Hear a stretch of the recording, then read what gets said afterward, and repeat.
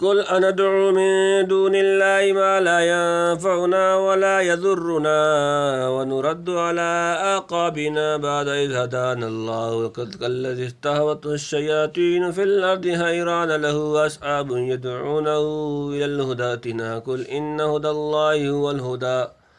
وأمرنا لنسلم لرب العالمين وأن أقيموا الصلاة واتقوه وهو الذي إليه تحشرون وهو الذي خلق السماوات والأرض بالحق ويوم يقول كن فيكون قوله الحق وله الملك يوم ينفخ في الصور عالم الغيب والشهادة وهو الحكيم الخبير وإذ قال إبراهيم لأبيه آزر تتخذ أصناما آلهة إني أراك وقومك في ضلال مبين وكذلك نري إبراهيم ملكوت السماوات والأرض وليكون من الموقنين فلما جن عليه الليل رأى كوكبا قال هذا ربي فلما أفل قال لا أحب الآفلين فلما رأى القمر بازغا قال هذا ربي فلما أفل قال لئن لم يهدني ربي لأكونن من القوم الضالين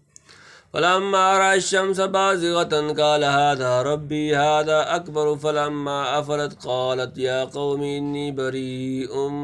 مما تشركون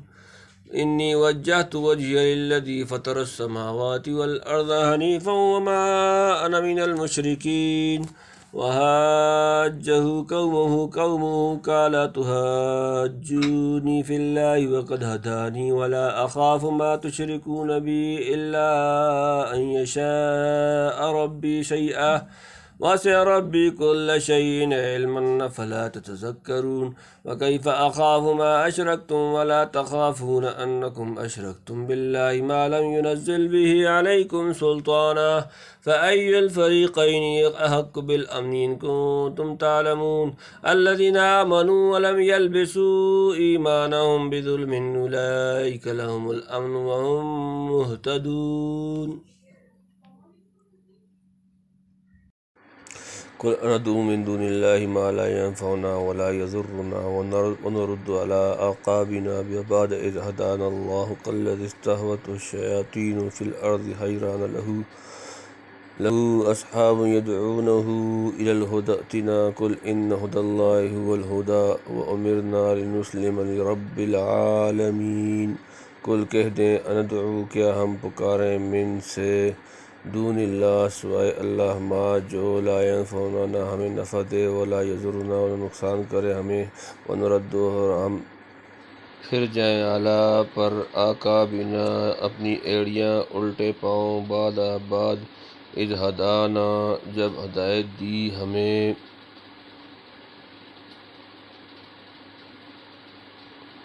اللہ کالذی اس کی طرح جو استہوت ہو بلا دیا اس کو الشیاطین شیطان فی میں الارض زمین جنگل حیران لہو اس کے اصحاب ساتھی یدعونہ بلاتے ہوں اس کو الی طرف الہدی ہدایت ایتنا ہمارے پاس قل کہہ دیں ان بے شک ہدا ہدایت اللہ ہوا وہ الہدی ہدایت وَأُمِرْنَا اور حکم دیا گیا ہمیں لنسلم کے فرمانبردار رہیں لربی پروردگار کے لیے العالمین تمام جہاں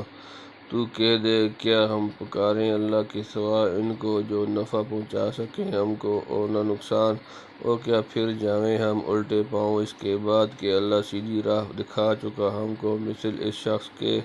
کہ راستہ بھلا دیا ہو اس کو جنہوں نے جنگل میں جب کہ وہ حیران ہے اس کے رفیق بلاتے ہیں اس کو راستہ کی طرف کہ چلا آ ہمارے پاس تو کہہ دے کہ اللہ نے جو راہ بتائی وہی سیدھی راہ ہے اور ہم کو حکم ہوا کہ تابع رہیں پروردگار عالم کے یعنی مسلمانوں کی شان یہ ہے کہ گمراہوں کو نصیحت کر کے سیدھی راہ پر لائے اور جو خدا سے باغ کر غیر اللہ کی چوکھٹ پر سر رکھے ہوئے ہیں ان کو خدا واحد کے سامنے سر بسجود کرنے کی فکر کرے اس سے یہ توقع رکھنا فضول ہے کہ وہ خدا کے سوا کسی ایسی ہستی کے آگے سر جھکائے گا جس کے قبضے میں نہ نفع ہے نہ نقصان کیا اہل باطل کی صحبت میں رہ کر توحید و ایمان کی صاف سڑک چھوڑ دے گا اور شرک کی بھول بھلیوں کی طرف الٹے پاؤں پھرے گا؟ اگر معاذ اللہ ایسا ہو تو اس کی مثال اس مسافر کی سی ہوگی جو اپنے راہ جاننے والا رفقا کے ساتھ جنگل میں سفر کر رہا تھا کہ ناگاہ گول بیابانی خبیث جنات نے اسے بہکا کر راستے سے الگ کر دیا۔ وہ چاروں طرف بھٹکتا پھرتا ہے اور اس کے رفقا عذرائے خیر خواہی اسے آوازیں دے رہے ہیں کہ ادھر آؤ، راستہ اس طرف ہے، مگر وہ حیران و محبوط والخواص ہو کر نہ کچھ سمجھتا ہے اور نہ ادھر آتا ہے۔ اسی طرح سمجھ لو کہ مسافر آخرت کے لیے سیدھی راہ اسلام و توحید کی ہے، اور جن کی رفاقت اور معیت میں یہ سفر طے ہوتا ہے وہ پیغمبر اور اس کے متبعین ہیں۔ جب یہ بدبخت شیاطین و مضلین کے پنجے میں پھنس کر صحرائے ضلالت میں بھٹکتا پھرتا ہے، اس کے ہادی اور رفقا عذرائے ہمدردی جادہ حق کی طرف بلا رہے ہیں، مگر یہ نہ کچھ سنتا ہے نہ سمجھتا ہے۔ تو اے گروہ اسرار، کیا تمہاری یہ غرض ہے کہ ہم اپنی ایسی مثالیں بنا لیں؟ یہ آیت ان مشرکین کے جواب میں اتری ہے جنہوں نے مسلمانوں سے ترک اسلام کی درخواست کی تھی۔ ہم سے یہ امید مت رکھو کہ اسے چھوڑ کر ہم شیطان کی بتلائی ہوئی راہوں پر چلیں گے۔ وَأَنْ أَقِیمُوا الصَّلَاةَ وَاتَّقُوهُ وَهُوَ الَّذِی إِلَیْهِ تُحْشَرُونَ۔ وَأَنْ اور یہ کہ اقیموا قائم کرو الصلاۃ نماز، واتقوہ اور اس سے ڈرو، وہو اور وہی الذی وہ جس کی الیہ اس کی طرف تحشرون تم اکٹھے کیے جاؤ گے۔ اور یہ کہ قائم رکھو نماز کو اور ڈرتے رہو اللہ سے، اور وہی ہے جس کے سامنے تم سب اکٹھے ہوگے۔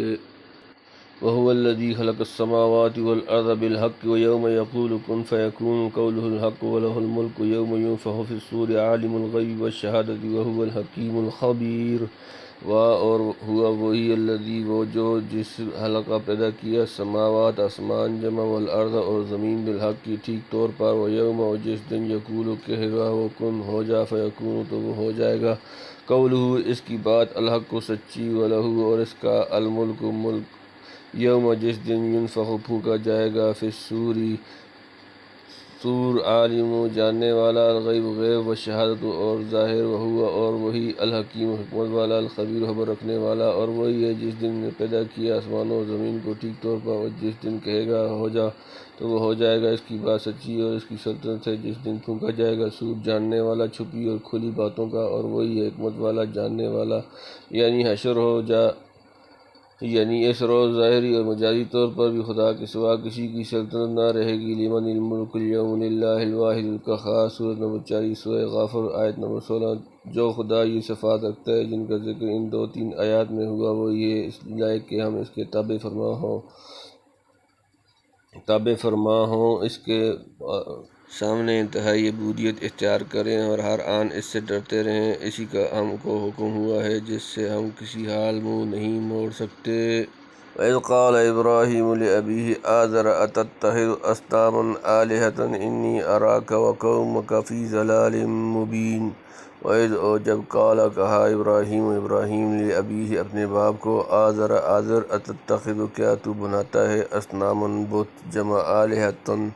معبود، انی بے شک میں اراکا تجھے دیکھتا ہوں، وقومک اور تیری قوم، فی ضلال گمراہی، مبین کھلی۔ اور یاد کر جب کہا ابراہیم نے اپنے باپ آزر کو، تو کیا مانتا ہے بتوں کو خدا میں دیکھتا ہے کہ تو اور تیری قوم شریک گمراہ ہیں۔ گزشتہ آیات میں جو توحید کا اثبات، شرک کی نفی اور مسلمانوں کے ارتداد سے مایوس کیا گیا تھا، یہاں مؤخد اعظم حضرت ابراہیم کے واقعے سے اسی کی تاکید مقصود ہے، اور ضمناً مسلمانوں کو یہ بھی سمجھانا ہے کہ مکذبین و معاندین کو کس طرح نصیحت و فرمائش کی جائے، کس طرح ان سے علیحدگی اور بیزاری کا اظہار ہونا چاہیے، اور کس طرح ایک مومن قانت کو خدا پر اور صرف خدا پر بھروسہ رکھنا، اسی سے ڈرنا اور اس کا تابع فرما ہونا چاہیے۔ علماء انصاف نے حضرت ابراہیم کے باپ کا نام طارق رکھا ہے۔ ممکن ہے طارق نام اور آزر لقب ہو۔ ابن کثیر نے مجاہد وغیرہ سے نقل کیا ہے کہ آزر بت کا نام تھا، شاید اس بت کی خدمت میں زیادہ رہنے سے خود ان کا لقب آزر پڑ گیا ہو، واللہ عالم۔ اس سے زیادہ صریح و صاف گمراہی کیا ہوگی کہ اکرم المخلوقات انسان اپنے ہاتھ سے تراشے پتھروں کو خدائی کا درجہ دے کر ان کے سامنے سر بسجود ہو جائے اور انہی سے مرادیں مانگنے لگے۔ وكذلك نري إبراهيم ملكوت السماوات والأرض وليكون من الموقنين وكذلك اور اسی طرح نوری ہم دکھانے لگے ابراہیم ملکوت بادشاہی السماواتی آسمانوں جمع والارض اور زمین ولیکون اور تاکہ ہو جائے وہ من سے الموقنین یقین کرنے والے اور اسی طرح ہم دکھانے لگے ابراہیم کو جائبات آسمانوں اور زمین کے ہو تاکہ اس کو یقین آ جائے یعنی جس طرح بت پرستی کی شناعت و قبح ہم نے ابراہیم پر ظاہر کر کے اس کی قوم کو قائل کیا اسی طرح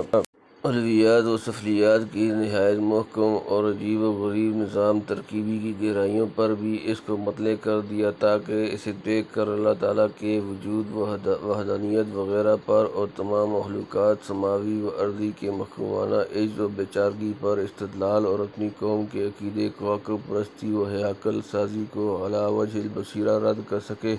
اور خود بھی حق الیقین کے اعلیٰ مرتبے پر فائز ہو بلا شبہ عالم کا یہ اکمل و احکم اور بہترین نظم و نسق کی ایسی چیز ہے جسے دیکھ کر بداہت اقرار کرنا پڑتا ہے کہ اس عظیم الشان مشین کا بنانے اور چلانے والا اس کے پرزوں کو نہایت مضبوط ترتیب و سلیقہ سے جوڑنے والا اور ہزاروں لاکھوں برس سے ایک ہی انداز پر اس کی حفاظت کرنے والا بڑا زبردست حکیم و قدیر صانع ہے جس کے حکیمانہ تصرف اور نفوذ و اقتدار سے مشین کا کوئی چھوٹا بڑا پرزہ باہر نہیں جا سکتا یہ کام یوں ہی بخت و اتفاق یا بے شعور تبیر یا اندھے بہرے مادے سے نہیں ہو سکتا یورپ کا مشہور معروف حکیم نیوٹن کہتا ہے کہ کواکب کی حرکات حالیہ ممکن نہیں کہ محض عام قوت جاذبہ کے فعل کا نتیجہ ہوں یہ قوت جاذبہ تو کواکب کو شمس کی طرف دھکیلتی ہے اس لیے کواکب کو سورج کے گرد حرکت دینے والا ضروری ہے کہ خدائی ہاتھ ہو جو باوجود قوت جاذبہ کی عام کشش کے ان کو اپنے مدارات پر قائم رکھ سکے کوئی سبب طبی ایسا نہیں بتلایا جا سکتا جس نے تمام کواکب کو کھلی فضا میں جکڑ بند کر دیا ہے کہ وہ سب سورج کے گرد چکر لگاتے وقت ہمیشہ معین مدارات پر اور ایک خاص جہت ہی میں حرکت کریں جس میں کبھی تخلف نہ ہو پھر کواکب کی حرکات اور درجات سرعت میں ان کی اور سورج کے درمیانی مسافت کو محفوظ رکھتے ہوئے جو دقیق تناسب اور عمیق توازن قائم رکھا گیا ہے کوئی سبب طبی نہیں جس سے ہم ان منظم و محفوظ نوامین کو وابستہ کر سکیں ناچار اقرار کرنا پڑتا ہے سارا نظام کسی ایسے زبردست حکیم و علیم کے ماتحت ہے جو ان تمام اجرام سماویہ کے مواد اور ان کی کمیات سے پورا واقف ہے وہ جانتا ہے کہ کس مادے کے کس قدر مقدار سے کتنی قوت جاذبہ صادر ہوگی اسی نے اپنے زبردست اندازے سے کواکب اور شمس کے درمیان مختلف مسافتیں اور حرکت کے مختلف مدارج مقرر کیے ہیں کہ ایک کا دوسرے سے تصادم و تزاحم نہ ہو اور عالم ٹکرا کر تباہ نہ ہو جائے ہر چھوٹا بڑا سیارہ نہایت مضبوط نظام کے ماتحت معین وقت پر طلوع و غروب ہوتا ہے جب کوئی سیارہ غروب ہو کر دنیا کو اپنے اس فیض و تاثیر سے محروم کر دے جو طلوع کے وقت حاصل تھا تو نہ اس ستارے کی اور نہ کسی مخلوق کی قدرت میں ہے کہ ایک منٹ کے لیے اسے واپس لے آئے یا غروب سے روک دے یا یہ رب العالمین ہی کی شان ہے کہ کسی وقت بھی کسی قسم کے اضافے سے عاجز نہیں والشمس تجری لمستقر لها ذلك تقدیر العزیز العلیم آیت نمبر 38 والقمر قدرناه منازل حتى عاد كالعرجون القديم آیت نمبر 39 لا الشمس ينبغي لها أن تدرك القمر ولا الليل سابق النهار وكل في فلك يسبحون آیت نمبر 40 آیت نمبر 36 سورہ یاسین 38-39 یہ علویات کا حال ہے تو سفلیات کا اسی سے اندازہ کر لو یہی تکوینی عجائب اور ملکوت السماوات والارض ہیں جن کے دیکھنے سے ابراہیم لا يحب الآفلین سورۃ نمبر 6 انعام آیت نمبر 76 اور انی وجہت وجہی الذی فطر السماوات والارض حنیفا وما انا من المشرکین سورۃ نمبر 6 سورہ انعام آیت نمبر 79 بے ساختہ جاری ہو گیا جو اگلی آیات میں مذکور ہے کما تدل علی الافاء فی قوله تعالی فلما جن علیہ اللیل رأى کوكبا قال هذا ربی فلما افل قال لا احب الآفلین سورۃ نمبر 6 سورہ انعام آیت نمبر 76 فلما جن علیہ اللیل رأى کوكبا قال هذا ربی فلما أفل قال لا أحب الآفلین۔ فلما پھر جب جنہ اندھیرا کر لیا علیہ اس پر اللیل رات رأى اس نے دیکھا کوكبا ایک ستارہ قال اس نے کہا هذا یہ ربی میرا رب۔ فلما پھر جب افل غائب ہو گیا قال اس نے کہا لا نہیں احب میں دوست رکھتا الآفلین غائب ہونے والے۔ پھر جب اندھیرا کر لیا اس پر رات نے دیکھا اس نے ایک ستارہ بولا یہ ہے رب میرا۔ پھر جب وہ غائب ہو گئے تو بولا میں پسند نہیں کرتا غائب ہونے والوں کو کہ انہیں اپنا رب بنا لوں۔ کیا ایک مجبور قیدی اور بیگاری کو شہنشاہی کے تخت پر بٹھلانا کوئی پسند کر سکتا ہے؟ باقی ابراہیم کا ہادہ ربی کہنا یا تو استفہام انکاری کے لہجے میں ہے یعنی کیا یہ ہے رب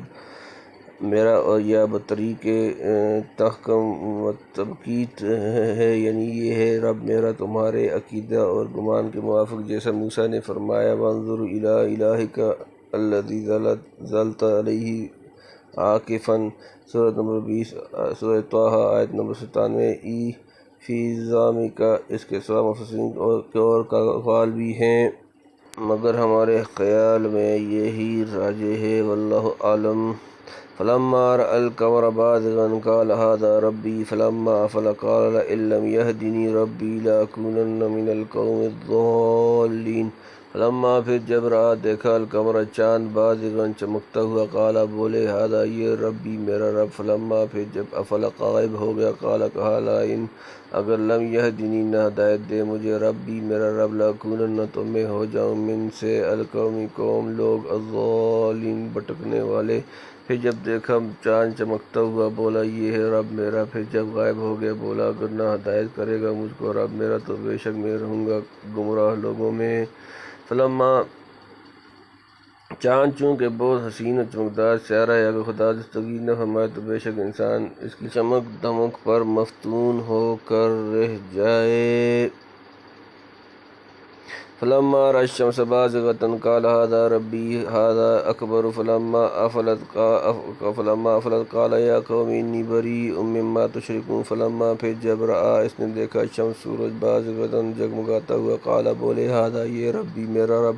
هذا یہ اکبر سب سے بڑا۔ فلما پھر جب افلت وہ غائب ہو گیا قال کہا یا قوم اے میری قوم انی بے شک میں بریء بیزار مما اس سے جو تشرکون تم شرک کرتے ہو۔ پھر جب دیکھا سورج جھلکتا ہوا بولا یہ ہے میرا رب یہ ہے رب میرا سب سے بڑا ہے۔ پھر جب غائب ہو گیا بولا اے میری قوم میں بیزار ہوں ان سے جن کو تم شریک کرتے ہو، یعنی نظام فلکی میں سب سے بڑا اور سب سے زیادہ فیض رساں سیارہ ہے۔ شاید عالم مادی کی کوئی چیز اس کے بلا واسطہ یا بالواسطہ فیض تأثر سے مستغنی ہو، یہ تو سب خدا کے مزدور ہیں جو وقت معین پر آتے ہیں اور چلے جاتے ہیں، ایک منٹ کی تقدیم و تاخیر پر قادر نہیں۔ پھر ان کو خدائی کے حقوق میں شریک کرنا کس قدر گستاخی اور قابل نفرت فعل ہے۔ انی وجہت وجہی للذی فطر السماوات والارض حنیفا وما انا من المشرکین۔ انی بے شک میں وجہت میں نے منہ موڑ لیا وجہی اپنا منہ للذی اس کی طرف جس فطر بنایا السماوات آسمان والارض اور زمین حنیفاً یکرخ ہو کر وما انا اور نہیں میں من سے المشرکین شرک کرنے والے۔ میں نے متوجہ کر لیا اپنے منہ کو اس کی طرف جس نے بنائے آسمان اور زمین سب سے یکسو ہو کر، اور میں نہیں ہوں شرک کرنے والا، یعنی ساری مخلوق سے یکسو ہو کر صرف خالق کے جل والا کا دروازہ پکڑ لیا ہے جس کے قبض اقتدار میں سب علیات و سفلیات ہیں۔ وحاجہ قومہ قال تحاجونی فی اللہ وقد ہدانی ولا اخاف ما تشرکون بہ الا ان یشاء ربی شیئا وسع ربی کل شیء علما فلا تتذکرون۔ وحاجہ اور اس سے جھگڑا کیا قومہ اس کی قوم قال اس نے کہا تحاجونی کیا تم مجھ سے جھگڑتے ہو فی میں اللہ وا اور قد ہدانی اس نے مجھے ہدایت دے دی ہے وا اور لا اخاف نہیں ڈرتا میں ما تشرکون جو تم شریک کرتے ہو بھی اس کا الا مگر ان یہ کہ یہ چاہے ربی میرا رب شیئن کچھ بس احاطہ کر لیا ربی میرا رب کلو شیئن ہر چیز علم کیا فلا تتذکرون سو تم نہیں سوچتے، اور اس سے جھگڑا کیا اس کی قوم نے، بولا کیا تم مجھ سے جھگڑا کرتے ہو اللہ کے ایک ہونے میں، اور وہ مجھ کو سمجھا چکا، اور میں ڈرتا نہیں ہوں ان سے جن کو تم شریک کرتے ہو اس کا، مگر میرا رب ہی کوئی تکلیف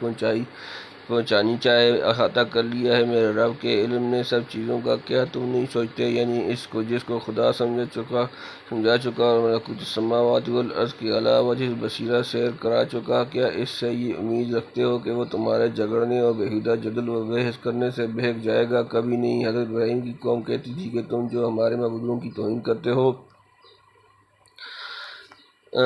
ڈرتے رہو کہیں اس کے وبال میں تم معاذ اللہ مجنون اور پاگل نہ بن جاؤ یا کسی اور مصیبت میں گرفتار ہو جاؤ۔ اس کا جواب دیا کہ میں ان سے کیا ڈروں گا جن کے ہاتھ میں نفع نقصان اور تکلیف و راحت کچھ بھی نہیں۔ ہاں میرا پروردگار کوئی تکلیف پہنچانا چاہے تو اس سے دنیا میں کون مستثنیٰ ہے، وہی اپنے علم محیط سے جانتا ہے کہ کس شخص کو کن حالات میں رکھنا مناسب ہوگا۔ وَكَيْفَ أَخَافُ مَا أَشْرَكْتُمْ وَلَا تَخَافُونَ أَنَّكُمْ أَشْرَكْتُمْ بِاللَّهِ مَا لَمْ يُنَزِّلْ بِهِ عَلَيْكُمْ سُلْطَانًا فَأَيُّ الْفَرِيقَيْنِ أَحَقُّ بِالْأَمْنِ إِن كُنتُمْ تَعْلَمُونَ۔ وَكَيْفَ اور کیوں کر أَخَافُ میں ڈروں مَا أَشْرَكْتُمْ ہو تم شریک کرتے ہو تمہارے شریک، وَلَا تَخَافُونَ ہو تم نہیں ڈرتے، أَنَّكُمْ کہ تم أَشْرَكْتُمْ شریک کرتے ہو بِاللَّهِ اللہ کا، ما جو لم ينزل نہیں اتاری بھی اس کی علیکم تم پر سلطان کوئی دلیل، فَأَيُّ سو کون الفریقین دونوں فریق حق و زیادہ حقدار بالامن امن کا، ان اگر تم تعلمون جانتے ہو۔ اور میں کیوں کر ڈروں تمہارے شریکوں سے اور تم نہیں ڈرتے اس بات سے کہ شریک کرتے ہو اللہ کا ان کو جس کی نہیں اتاری اس نے تم پر کوئی دلیل۔ اب دونوں فرقوں میں کون مستحق ہے دل جمی کا، بولو اگر تم سمجھتے ہو، یعنی میں تمہارے معبودوں سے کیوں ڈروں حالانکہ نہ ان کے قبضہ میں نفع و ضرر ہے اور نہ توحید کو اختیار کرنا کوئی جرم ہے جس سے اندیشہ ہو۔ ہاں تم خدا کے باغی اور مجرم بھی ہو اور خدا مالک نفع ضرر بھی ہے، لہذا تم کو اپنے جرائم کی سزا سے ڈرنا چاہیے۔ الذین آمنوا ولم یلبسوا ایمانہم بظلم اولئک لہم الامن وہم مہتدون۔ الذین جو لوگ آمنوا ایمان لائے، ولم یلبسوا نہ ملایا ایمانہم اپنا ایمان ظلم سے، اولئک یہی لوگ لہم ان کے لیے الامن امن دل جمی، وہم اور وہی مہتدون ہدایت یافتہ۔ جو لوگ یقین لے آئے اور نہیں ملا دیا انہوں نے اپنے یقین میں کوئی نقصان، انہی کے واسطے ہے دل جمی اور وہی سیدھی راہ پر۔ احادیث مبارکہ میں جو کہ صحاح میں منقول ہیں کہ نبی کریم صلی اللہ علیہ وسلم نے یہاں ظلم کی تفسیر شرک سے فرمائی، جیسا کہ سورہ لقمان میں ہے ان الشرک لظلم عظیم، گویا ظلم کی تنوین تعظیم کے لیے ہوئی تو حاصل مضمون یہ ہوگا کہ مامون و مہتدی صرف وہی لوگ ہو سکتے ہیں جو یقین لائے، اس طرح کہ اس میں شرک کی ملاوٹ بالکل نہ ہو۔ اگر خدا پر یقین رکھنے کے باوجود شرک کو نہ چھوڑا تو وہ نہ ایمان شرعی ہے نہ اس کے ذریعے سے امن و ہدایت نصیب ہو سکتی ہے۔ وَهُوَ كَمَا قَالَ وَمَا يُؤْمِنُ أَكْثَرُهُم بِاللَّهِ إِلَّا وَهُم مُشْرِكُونَ۔ سورہ نمبر 12 سورہ یوسف آیت نمبر 106۔ چونکہ ایمان شرک کا جمع ہونا بظاہر مستبعد تھا، اس لیے مترجم محقق قدس سرا نے بغرض تسہیل و تفہیم ایمان کا ترجمہ یقین سے اور ظلم کا نقصان سے کیا، جو لغت عرب کے عین مطابق ہے، کما قولہ تعالی وَلَمْ تَظْلِم مِّنْهُ شَيْئًا۔ سورۃ نمبر 18 سورۃ الکہف آیت نمبر 33۔ اور اس نقصان سے مراد شرک ہی لیا جائے گا جیسا کہ احادیث میں تصریح ہو چکی، اور خود نظم کلام میں لفظ اس کا قرینہ ہے۔ اس کی مفصل تحقیق خود مترجم رحمۃ اللہ مقدمہ میں فرما چکے ہیں، وہاں دیکھ لیا جائے۔